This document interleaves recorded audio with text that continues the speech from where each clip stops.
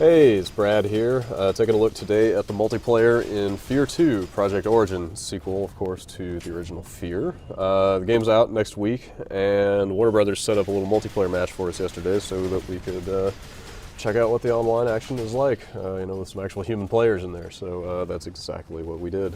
The game has several modes. We only got to take a look at two of them due to time constraints, but it seemed like two of the better ones. There was Control, which is just kind of a standard battlefield sort of conquest mode. 3 control points. You just run up to them, hang out, capture the points as usual. It's all on-foot action in that one. And then there's also Armored Front, which is pretty much the same thing, except 5 points and 2 giant robots. Each team has one big robot that anybody can jump in and pilot.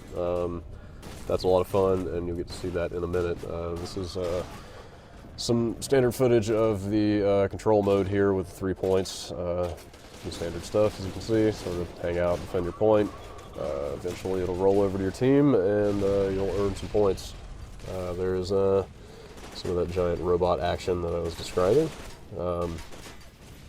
Doesn't seem like there's a whole lot that guys on foot can do against the robots. There is a missile launcher that I found and tried unsuccessfully to use. I guess there are some laser weapons and stuff too that you can level against the big robot guys, but for the most part, when you're on foot, you're kind of easy pickings for guys in robots. That was an example of the napalm cannon there, and this is an example of being in the robot. As you can see, the guys on the ground pretty much disintegrate into big clouds of blood underneath the dual Gatling guns mounted on the arms. You've also got these tasty little kind of drunken cluster missiles, like anime style, that you can bust out every few seconds. The robots are nowhere near indestructible. You definitely take some damage, mainly from the other robot. You can actually retreat, and if you hold still like I'm doing here, you actually get your health back, or your energy at the bottom. As you can see, the robot will repair itself.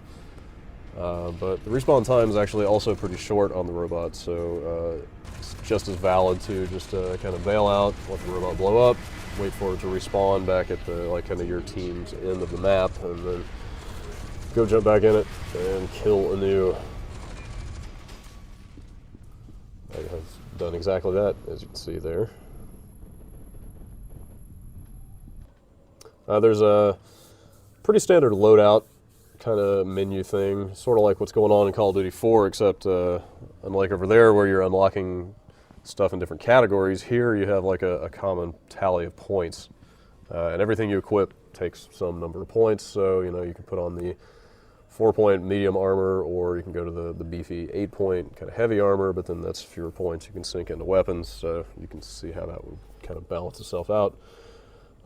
Plenty of shotguns, pistols, sub and full machine guns, sniper rifle. The weapons pretty much seemed standard. You got your dot sight going on. For the most part, they behave like kind of standard first-person shooter multiplayer weapons do. Like I said, there is the napalm launcher, which is kind of like a flamethrower, but sort of shoots flame in more of a jet, and then sets dudes on fire, which is always fun.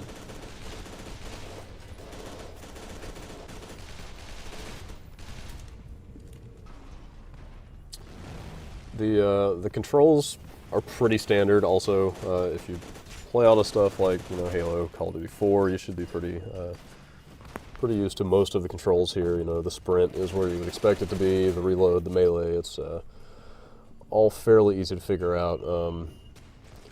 Most of the kind of unique Fear specific sort of embellished animations and such, the melee in the air, like the jump kicks and all the crazy animations that go on in the single player, those don't really seem to be in effect too much in the multiplayer that I saw. You do have the one move, the sort of baseball slide that you can do by basically just sprinting and then kind of hitting melee, and you'll just sort of slide into a crouch. But there's no cover mechanic, so it's not really necessary for snapping onto a cover point or anything. It just kind of gets you into a crouching position a little faster. Here's an example of the napalm launcher. Seemed pretty effective. You can see that it kind of looks like, well, it doesn't really set the robot on fire too much. I don't think it will damage the robot very much. I never managed to get the missile launcher to connect with the robot either, so I really can't say how easy it is to actually take one of those stupid things down when you're on foot. But definitely fun to get some robot-on-robot action on when you are lucky enough to pilot one of those things. There is the missile launcher right there. Still effective against infantry, of course.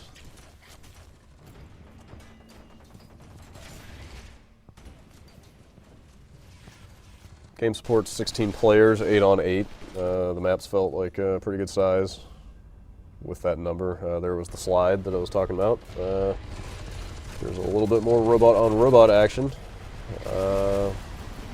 Drunken missiles always do a great job. So I think that's about going to do it for our look at the Fear 2 multiplayer modes. We have the full game in the office here. We're cranking away on the single player to see how that turned out, and we will have a full review for you next week.